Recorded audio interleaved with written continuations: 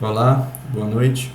Eu me chamo João Vitor, sou aluno de Ciência da Computação da UFBA e estou aqui para apresentar meu trabalho da disciplina de Circuitos Lógicos. Trata-se de um somador subtrator para números de 6 bits.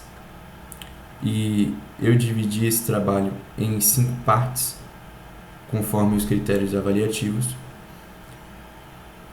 a fim de deixá-lo mais organizado e de facilitar também a compreensão daqueles que tiverem acesso a ele.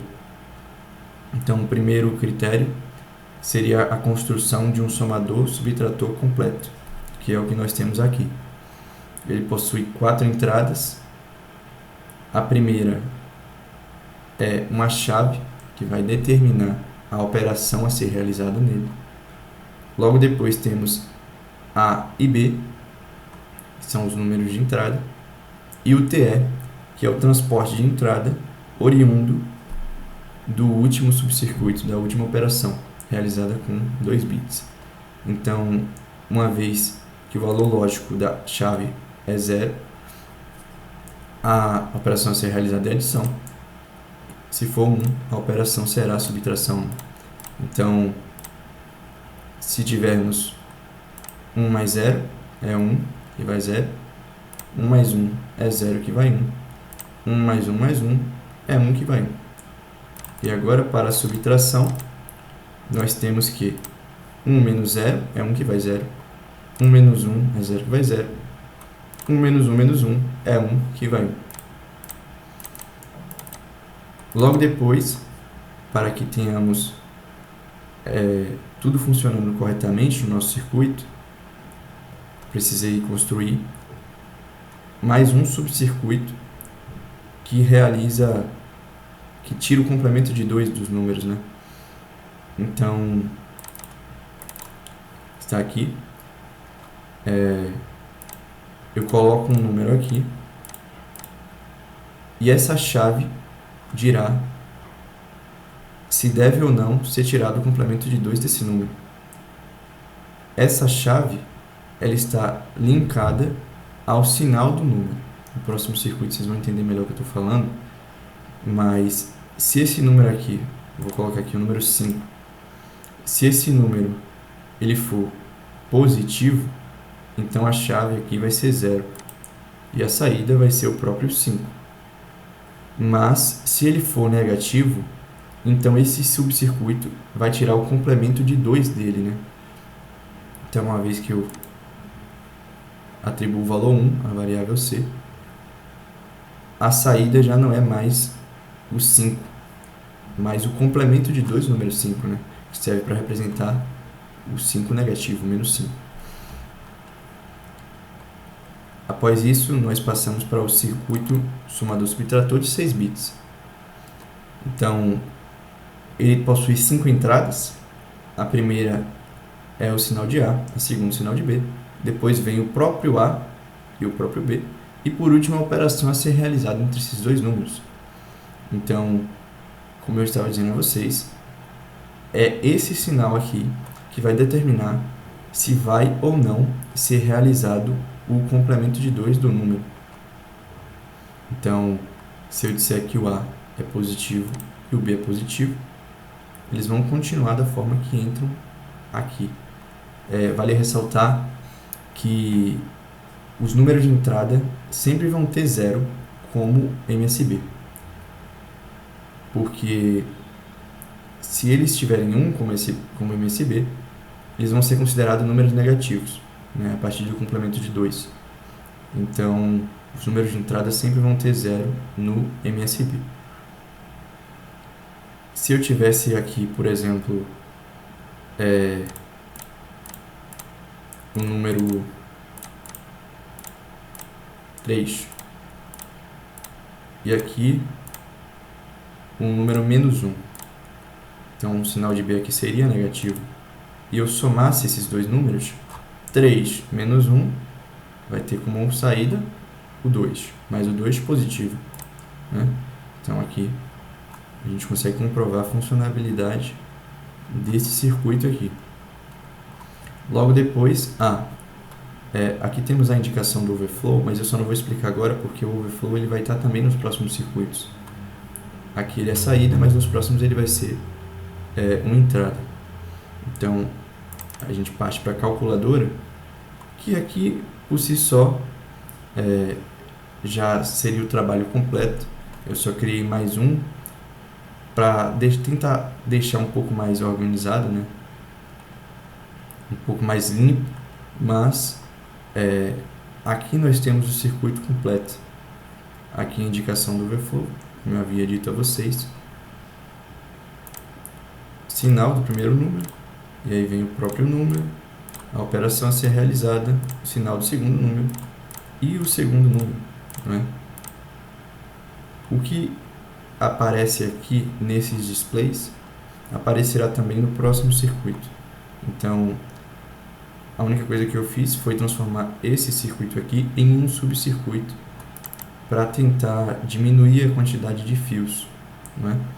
Então, mostrei a vocês o somador subtrator completo, o complemento de 2, e agora irei mostrar a verificação do overflow e o circuito funcionando, os displays, né? Aqui temos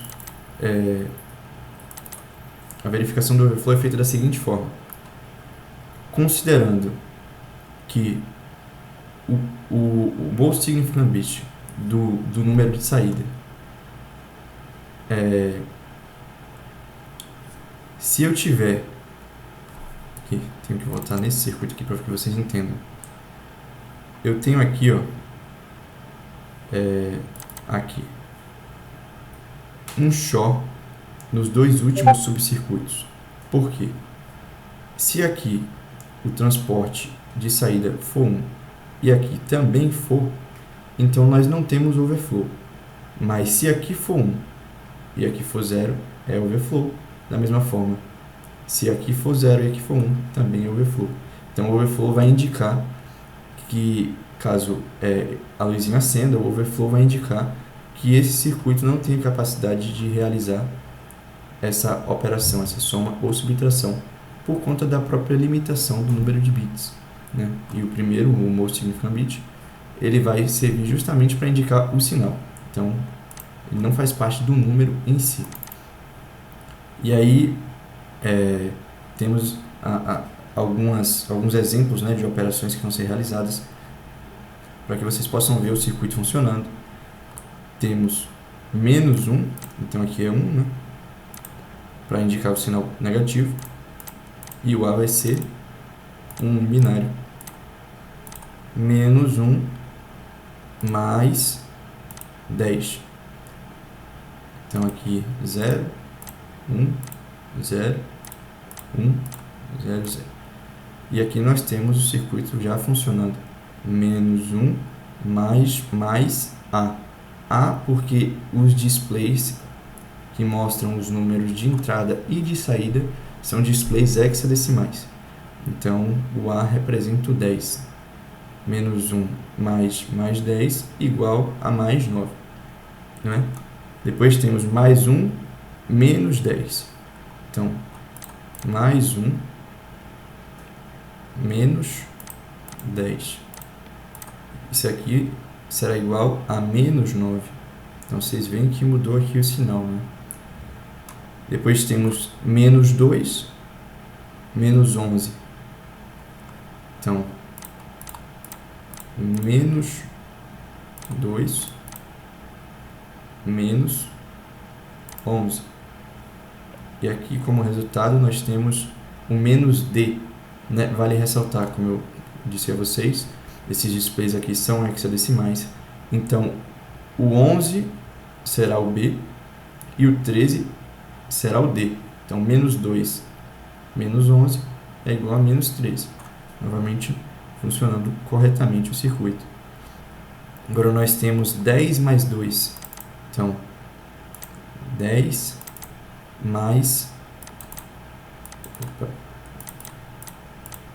2. 10 mais 2 é igual a C, né? Que é 12, na base hexadecimal. E por último, nós temos menos 1 menos 3. Vai ser igual a mais 2, né? Faz o jogo de sinal aqui, menos com menos a mais. Então, menos 1 mais 3 é igual a mais 2. E agora, só para mostrar para vocês a indicação do overflow, se eu tivesse, por exemplo, essa soma aqui, ó, esse número aqui seria um número 15, né? Se eu somasse o 15 com o 16, ó, 15 com 16 eu ainda consigo representar, mas se eu somasse o 15 com o 17, considerando que só 5 dos 6 bits representam o próprio número, o primeiro bit representa o sinal dele. Então, considerando que eu tenho 5 bits para representar um número binário, eu só posso ir até o número 31. Então, se eu somo, por exemplo, o 15 com o 17, ele vai dar overflow, porque o meu circuito ele não consegue representar até o 32. Mas se eu somasse o 15 com o 16, a história já seria diferente, né? Daria 31 a resposta. O F é 15 na base hexadecimal. Aqui já vem para a segunda casa, então é 16 elevado à primeira, que é 16, vezes 1. 16 mais 15 é 31. Não deu overflow no circuito. Então, tá aí o circuito somador subtrator de 6 bits. Todos os critérios atendidos. Agradeço pela atenção, todos que assistiram o vídeo. E é isso.